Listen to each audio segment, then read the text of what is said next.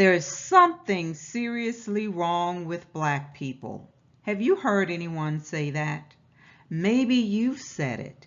Truth be told, if we consider the plight of our people in comparison to other groups, it's easy to see why some would ask, what is wrong with us? It's not until we look at our history in its totality that we understand that we are the dry bones referenced in Ezekiel 37. We see what Ezekiel saw. He saw hopelessness, death, and despair. But the Most High saw an army. He saw the army that came out of Egypt. We just finished the series called Remembering the First Exodus, and I talked about this verse in Exodus 12:51, where it says, "The Most High brought the children of Israel out of the land of Egypt by their armies." We find ourselves back in the land of our oppressors today, but the question is, what happened to our army? If we read Deuteronomy 28:43 through 44, we will see that there was a word that came from the Most High even before Israel entered the Promised Land. He said, "The alien who is among you shall rise higher and higher above you, and you shall come down lower and lower. He shall lend to you, but you shall not lend to him. He shall be the head, and you shall be the tail." I also want to read Deuteronomy 28:64 through 68, and we see that the Most High also said that he would scatter us among all peoples, from one end of the earth to the other, and there you shall serve other gods, which neither you nor your fathers have known, wood and stone. And among those nations you shall find no rest, nor shall the sole of your foot have a resting place. But there, he's talking about in the nations where we've been scattered, the Most High would give us a trembling heart, failing eyes, and anguish of soul. Your life shall hang in doubt before you. You shall fear day and night, and have no assurance of life. In the morning you shall say, "Oh, that it were evening." And at evening you shall say, "Oh, that it were morning," because of the fear which terrifies your heart, and because of the sight which your eyes see. And then the Most High goes on to say, he would take us back to Egypt in ships, by the way of which I said to you, you shall never see it again, and there you shall be offered for sale to your enemies as male and female slaves. But no one will buy you. No one will redeem you. So something happened to that great nation and that mighty army that the Most High brought out of Egypt, because obviously these things did happen to us. We are now scattered among the other nations, and we were sold as slaves. We find ourselves at the bottom in all of the nations where we were scattered. Again, what happened to that army that came out of Egypt? Even if the nations of the world refuse to accept the truth about who we are, those curses that came upon us should be enough to prove to our own people who we are. You cannot point to another group of people who fit the criteria. When you think of those who are on the bottom, failing in almost every category, you can only think of one group of people. Listen to this clip by Dr. Claude Anderson. Now, Reverend Meeks asked me to come this morning to speak about black history. He knows that one of the things that I deeply enjoy and appreciate doing is talking about the dilemmas of black folk in America. That comes from my mother, who used to sit and read to me from the Bible when I was a young man. And I used to sit and watch her cry and soak her feet at night, because in Winston-Salem, North Carolina, she had to work in a tobacco factory where she'd stand up all day long and stem tobacco until her fingers would bleed. She would come home and soak them. And I would sit there and cry with her. And I would say, one day, I want to be like Samson out of the Bible and go back and fight for black folk to correct these kind of conditions for black folk in the land. So there won't be any more black mothers suffering like my mother suffered. And so what I did, I tried my best after being in politics, in all levels of politics for a number of years, being in the White House with President Carter, being over education for the state of Florida, being the black first assistant secretary in the United States Department of Commerce, and being over a board of governors, chairman for a board of governors. I said I must bring all my intelligence and experience to bear to see if I can solve some of these problems for black people in this country. And so the first thing I did, I wrote a book called Black Labor, White Wealth, to define the problems for black folk in America like it's never been defined before. It ain't about all this stuff about personalities. It's about what are the conditions that precipitated black folk getting into this dilemma. And what Black Labor, White Wealth did, it tracked 800 years of history in very systematic terms to show you every strategy, every technique, every law, every public custom, and every public policy that was used to enslave black folk around the world and to maldistribute almost 100% of all this nation's wealth, power, resource, privileges, businesses, and controls of all levels of government into the hands of the dominant white society.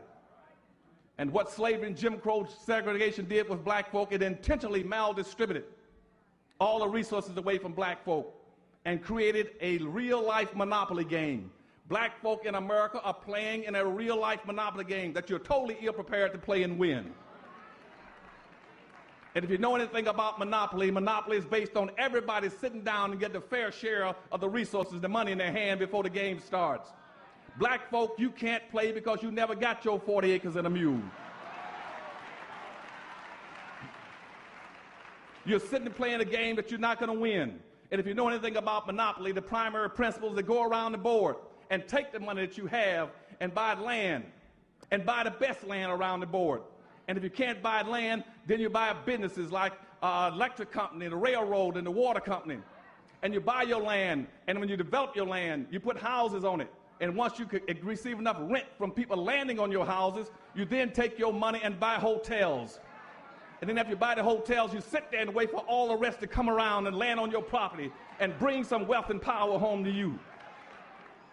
And see, my people have been playing real-life monopoly with no money, going around the board hoping the world that they can land on free park and income tax and charity.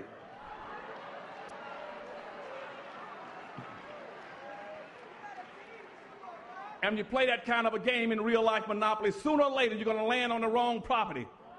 And when you land on the wrong property in monopoly, you got two choices. You either go to jail or you go bankrupt and get out of the game. You all, we are not able to compete fairly in this system. How can you win when the game has been rigged? And I know you can point to a handful of folks, but look at our people as a whole. What we see happening is a fulfillment of prophecy. The word was spoken, and what is happening is the fulfillment of that prophecy, and we don't have to look very far to see it. If you do not solve these problems, as the conditions worse, if you do not solve the problems of trying to help the black community strengthen itself, you're going down. Now, and the first thing you do is understand what we should be doing. We should understand what the Bible said. Get knowledge, but more importantly, get understanding. Understand what you're up against. You're up against racism. Now, now how did racism come into existence? Racism never existed on this earth. It never existed on this earth until the 1500s. You never had racism on the earth. Racism came into existence when 9 European nations, when Arab Middle Easterners, and some Asians all of a sudden decided that they want to enrich themselves by building colonies in the newly discovered world, which was the Americas. South America, North America, and Latin America. They got into a contest. In the 1400s, Europe was decimated. It was being devastated by poverty, disease, famine, and crime. And Europe wanted to lift itself.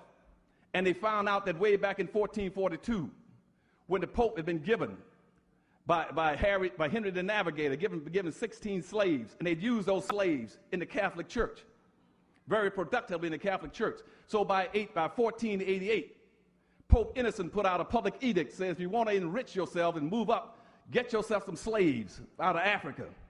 And so then all those European countries say that we can lift ourselves off the back of Africa and African resources and African black labor. And so then all the European nations got into a contest, what you all call a race to develop South America, North America, and Central America. That's when the race started. And everybody was taking blacks out of Africa for about $15 to $20 a head and selling them in this country for about a 1,500% profit margin for about $325 each. And they began to enrich themselves. And so racism started. Slavery did not create racism. Racism created slavery. And as we move through it, and slavery and racism are economic issues. They have, and I want to disabuse you of any misconceptions. It has nothing in the world to do. Racism has nothing in the world to do with getting along with people. It has nothing in the world to do with bias, bigotry, hatred, or discrimination, or prejudice. Those things have nothing to do with racism. Racism is a competitive relationship between groups of people that are competing to own and control resources and wealth and power. And once they acquire a significant amount of it, they then use it against another group to enslave them, to discriminate, to shut them out, and tell them who they can marry, whether or not they can go to school, or to maldistribute the educational funds for the schooling of another child. That's what racism is. It is a competitive relationship, and it's economic based. It started out as economics in the 1500s, and by the 1700s, it switched over and became a religious issue. It became a religious issue in the 1700s as the evangelical movement moved across America. And they wanted some justification for what they were doing to black folk, about how they were enslaving. And so then they had, the Bible was modified. The King Edward version was modified. They started telling me, use certain scriptures in here to justify the enslavement of black folk. And to teach black folk, to use the Bible to hold some of them enslaved. And so that a slave would not revolt if he thought he was revolting against God. And teach him that he is to be obedient and humble and to work hard and be hardworking and to look for pie in the sky after death. And they used it. So at that time, slavery became a religious issue. And it stayed a religious issue all the way up until about 1859, 1 year before the Civil War, 2 years before the Civil War broke out. At that time, Charles Darwin wrote a book, or rather a scripture he calls The Survival of the Fittest, and the survival of the species. And what he did in there, drew some lineages saying if an elephant is bigger than a mouse, and a mouse is bigger than an amoeba, there's a vertical line between a tree and grass, and the highest is always superior to the lowest. And in doing that analysis, he says that since whites now, as a result of slavery, whites have acquired almost 100% ownership of everything, then obviously they are superior to black folk, the slave who owns nothing. And at that point in 1859, the issue changed then from an economic or religious issue, it became a biological issue. And then after that point on, up until the present time, they started putting on your driver's license and on your birth certificate what race you belong to. And at that time, see, the dominant society had acquired almost 99%, or not 100%, control of everything. And so the dominant society was on a mountain and black folk were in the ditch. The dominant society had received everything and controlled everything, the black person in the ditch. So what they did then, they took the word race, R-A-C-E. They took the word race, they cut the E off the end of it, and they stuck on a suffix. The suffix is ISM. ISM is a suffix that means maintain the prevailing conditions. Let nothing change. And they stuck ISM on. That's what racism is. Racism means that now that whites own and control everything and blacks own nothing, keep it that way. And that prevailed all the way up through the civil rights movement in 1960, which means that anybody who accepts the racist philosophies, it's not about who's superior, it's about who owns and controls. Therefore, the philosophy is be conservative. Let nothing move from white hands to black hands. That is racism. Let nothing move from white hands to black hands. So consequently, the dominant society developed these philosophies that say, I'm opposed to reparation, I'm opposed to affirmative action, I'm opposed to set-asides and preferential treatment for black folk, because that would put them in a position to get resources and ownership and control. That's what racism. So racism is anything that will keep black folk from changing those conditions, from getting out of that ditch.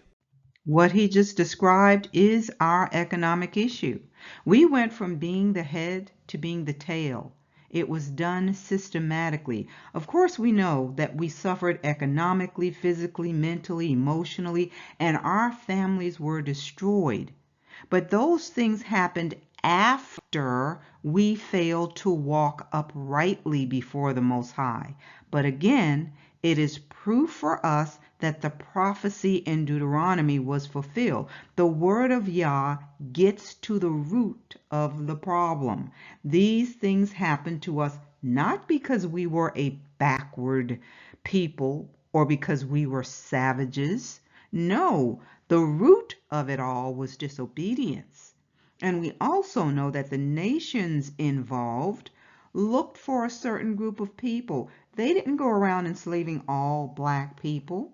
They enslaved those who had broken covenant.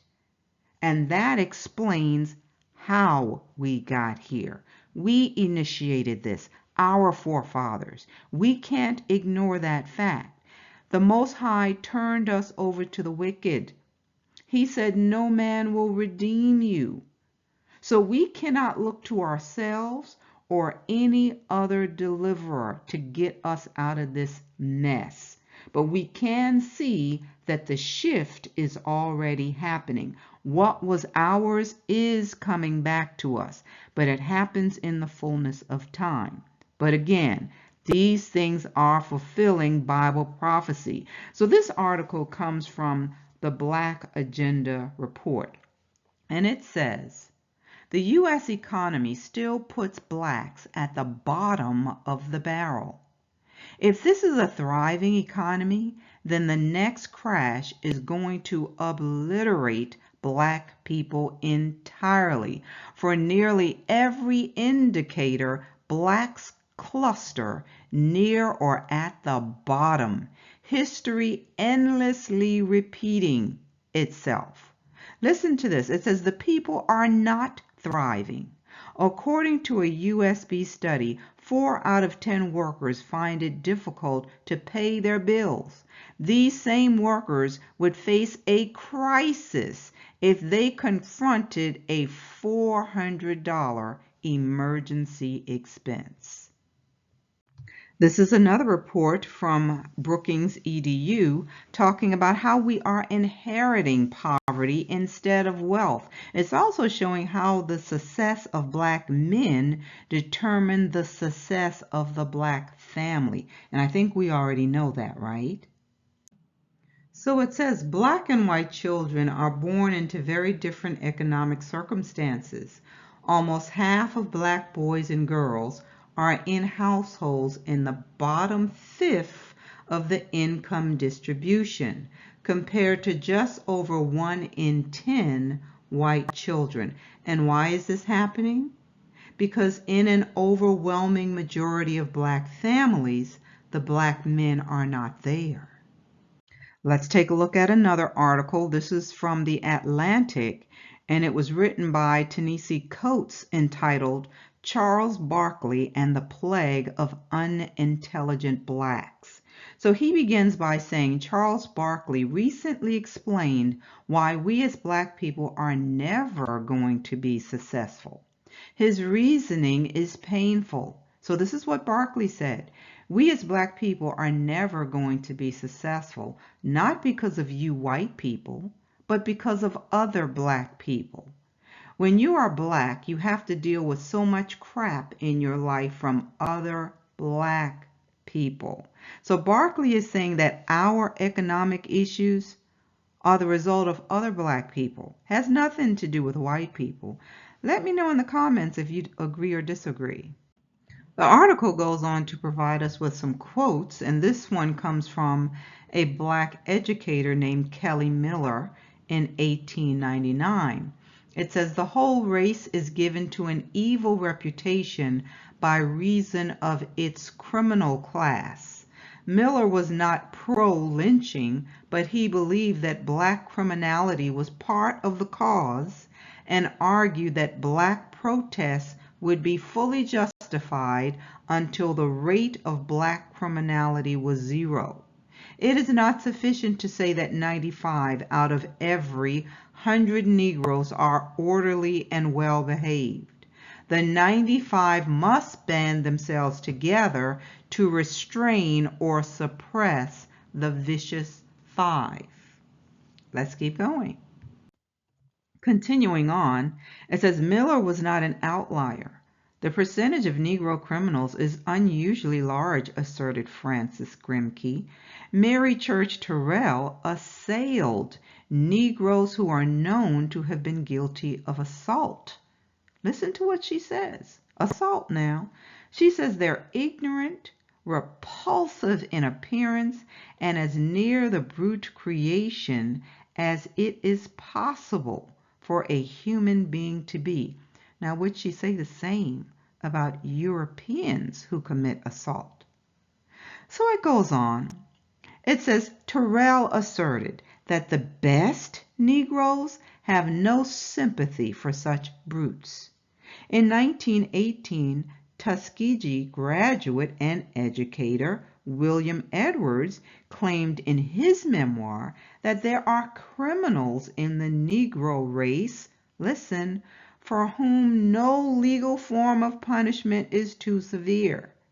He went further, arguing that the Negro was on a lower order of civilization and often uneducated, undisciplined, untrained. He is often ferocious or dangerous. He makes a criminal of the lowest type, for he is the product of ignorance. So what do we say about the inhumane, barbaric acts of European colonizers? Should we call them civilized barbarians? So we can see that based on the views of the folks in this article, the reason we cannot get ahead as a people is because of some among us who are making things worse for the rest of us. And to a certain extent, we also blame and look down on those who we say make the rest of us look bad. But that's typical of humans. We look for someone else to blame. Black men blame black women. Black women blame black men. The children blame the parents. And it goes on and on and on. Here's the thing, and I think we keep overlooking the fact that we rise and fall as one. We came out of Egypt as a nation and a great army. So what happened to us? We died. Why? Because of trespasses and sin. The wages of sin is death. We rebelled and did not honor the Most High's laws, statutes, and commandments. We were judged for our iniquities. Family, we are proof that the word of Yah is true, but our story doesn't end there. We also need to know how it ends for us. So let's read the rest of our story, because death is not our final end. The Most High gave us another prophetic word in the book of Ezekiel. Let's look at that. This story in Ezekiel 37 is incredibly popular. It describes Ezekiel's vision in the valley of dry bones. Now, many of us are familiar with this story, but there are still lessons that we can learn from this vision. And I'm going to read this from the Septuagint. Let's begin with verse 1, where it tells us that the hand of Yah came upon Ezekiel, and he brought him to a plain that was full of human bones. Other translations say that it was a valley full of dry bones. So Ezekiel, the prophet, describes how the Spirit or the Ruach of the Most High led him around to look at all these bones and then asked him if the bones could live. Now, this is an interesting question, considering that he's looking at the end result of what happens to the human body after it dies. You would think that's the end of it. The skeleton is what's left. But Ezekiel responds by saying, "O Most High, only you know the answer to that question." So then the Most High tells him to prophesy to the bones. He was supposed to say, "Dry bones, hear the word of Yah." Now picture what's happening here. Ezekiel is looking at a valley full of bones, and he is told to tell these bones to listen to what he's about to say. So the Most High gives him the words, and he tells him to say, "I will bring upon you the breath of life."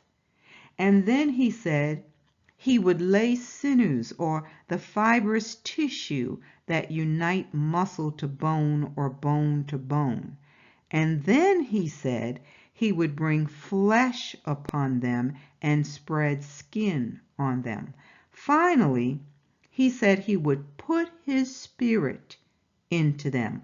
Now, what's interesting is that in the KJV, it says he would put breath into them. Here in the Septuagint, it says this is the breath of life. And we know that this comes from the Spirit of Yah, his Ruach.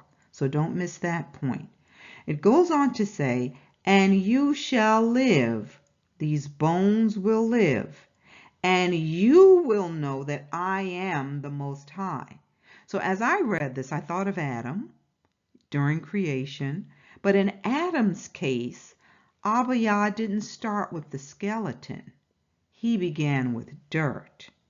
Let's go on. We're now going to look at verses 7 through 10 of this chapter. But before I read it, I want you to take note of the fact that Ezekiel was not instructed to speak the problem. He was speaking the end result. These bones would live. In other words, when we speak to Yah's people, we need to speak the answer. Oftentimes we find ourselves being guilty of speaking at the people and magnifying the problems. Most of us have been there. If you would do X, Y, and Z, you wouldn't have this problem. No, Ezekiel was told to speak the thing desired.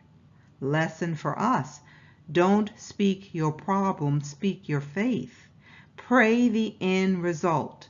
So let's read. It says that Ezekiel prophesied as he was commanded, and it came to pass while he was prophesying. Pause and think on that. He wasn't given a whole lot of words to say, but before he could finish those few sentences, there was a shaking, and the bones approached each one to his joint. Now we're talking about bones connecting together like puzzle pieces. And what was Ezekiel doing? Speaking and looking. He told those bones to hear the words of Yah, not his words. And he didn't condemn the bones. There was no need to. They had no life. So it goes on to say, "And I looked, and behold, sinews and flesh grew upon them, and skin came upon them." Now imagine you're standing there as bones are connecting themselves to each other. Then you see the tendons, the muscles, and flesh covering the skeletons. Finally, you see skin covering the tendons. All of this is happening supernaturally. And again, the only thing Ezekiel did was prophesy.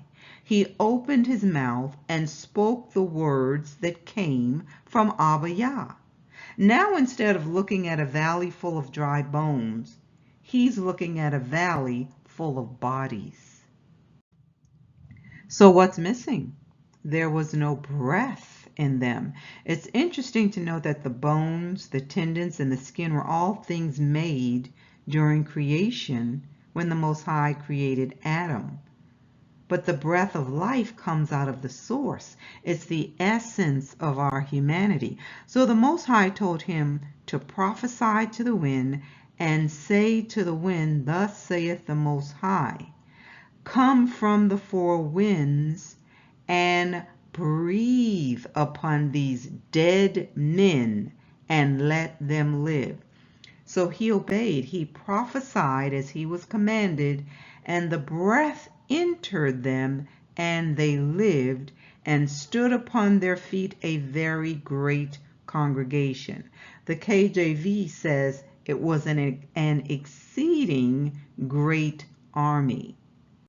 I'm sure you caught the fact that Ezekiel was not told to speak to the bodies to bring forth breath. He was told to prophesy to the winds. So what do we see happening here? The Most High is resurrecting the dead. And what was Ezekiel's part? To speak the words he had been given. What are we saying to the dry bones? Let's go on. The Most High tells him that these bones are the whole house of Israel. All of us died. Why? So that he could resurrect all of us. Judah will not overcome without Ephraim. The sons of Zion will not overcome without the daughters of Zion. Family, do you see that this is a supernatural work of the Father? Just like the deliverance out of Egypt was a supernatural work, Israel didn't have to fight the army of Pharaoh to leave Egypt. Why? So that the Most High could get all of the glory. He's doing the same thing here. He tells Ezekiel, these bones are the whole house of Israel. We need to remember that. But I want you to pay attention to this. The bones also said something. What did they say? Our bones are become dry. Our hope has perished. We are quite spent. In other words, it is hopeless for us. When you look at us as a people, the world is saying there is no hope for them. We are saying, or some among us are saying, there's no hope for us. Everybody's not going to make it. But the Most High is saying, prophesy, Ezekiel, and say to them, I will open your tombs and will bring you up out of your tombs and will bring you into the land of Israel. Who's he talking to? Some or all? Because I'm reading here that it says it represents the whole house of Israel. Why? So that the Most High can get all of the glory from resurrecting his people, so that we will know who he is, that he is our Most High, that he did it. That he did it. He says, you will know when I have opened your graves, that I may bring up my people from their graves. You're going to know that I am the Most High. And then he says, I will put my spirit within you, and you shall live. I will place you upon your own land. And why? Again, so that we would know him, that he's doing this, that this is his work, that he is the Almighty, and that he fights for us. He says, I have spoken and I will do it. Let's keep going. Let's see what else he told Ezekiel to do. So he told him to take a rod or a stick and write Judah on it. And it would say for Judah and his adherents, or Judah and his companions. So we're talking about the house of Judah here. And then he was told to take another rod or stick and write on it for Joseph. So this would be for Ephraim, or the house of Israel, and his companions. Then Ezekiel was supposed to join the two sticks together, and they would bind themselves into one stick and become one in his hand. And he said, it will come to pass when the children of Israel shall say to you, will you not tell us what you mean by these things? That you are to say, thus saith the Most High. He says, I will take the tribe of Joseph, which is in the hand of Ephraim, and the tribes of Israel that belong to him, and I will add them to the tribe of Judah. They will be added to the tribe of Judah, and they will become one rod, or one stick, in the hand of Judah. And the rods on which you did write shall be in thine hand in their presence.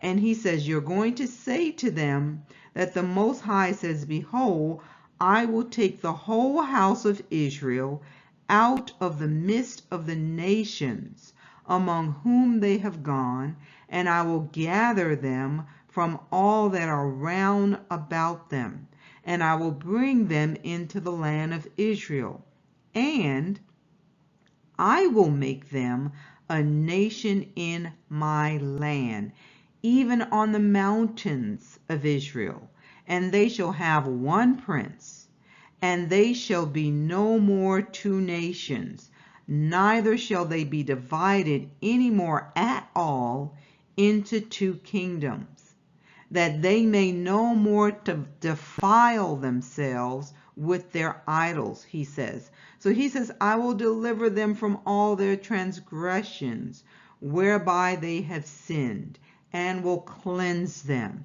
and they shall be to me a people. So he's saying he, the Most High, is going to be our Abba Yah. Let's keep going. Now let's look at verses 24 through 28, where the Most High says his servant David would be a prince in our midst, and there will be one shepherd. He also said that we would walk in his ordinances and keep his judgments and do them. And we know that we'll be able to do them because he said that he will write them in our hearts and in our minds. He also says that we will dwell in our land, the same land that he gave to our forefather Jacob, the land where our fathers dwelt. We're going to live in that place. And David would be his servant and prince forever. Verse 26 says he will make a covenant of peace with us. It will be an everlasting covenant. Not only that, he says he will establish his sanctuary where? It will be in our midst forever. His tabernacle will be among us. He will be our God, and we will be his people. Now, it's hard for many to imagine this because when we look at our people and the condition that we're in today, all we see is what Ezekiel saw. He saw dry bones. He saw hopelessness. He saw death and despair. He didn't see an army. So why are we trying to compare ourselves to other groups? We see them prospering and winning, and we can't figure out why we can't do the same. But are we breathing yet? Are we prophesying to the bones? Are we prophesying to the winds? Notice that the Most High didn't tell Ezekiel to talk about what he saw, because Ezekiel could only see things from his perspective. He had to speak those things that are not as though they are. He had to call forth the things that the dry bones needed to live. It was a supernatural occurrence. So what is our message to the dry bones? Well, what's missing? The Spirit that gives life. Scripture tells us that the Spirit is to be poured out in the last days, and the sons and daughters would prophesy. So we have to speak the word of life, the words of life to the bones so that they can live. The dry bones are saying all hope is lost.